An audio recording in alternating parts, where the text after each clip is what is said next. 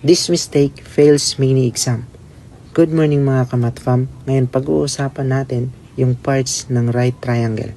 There are three parts: the hypotenuse, adjacent, and the opposite. In a right triangle, this longest side is the hypotenuse. Ngayon yung adjacent at saka opposite is nakadepende kung saan nakalagay yung angle. So kung dito nakalagay yung angle, ito yung opposite side. So therefore, ito yung adjacent side. So kung nasa kabila naman yung angle,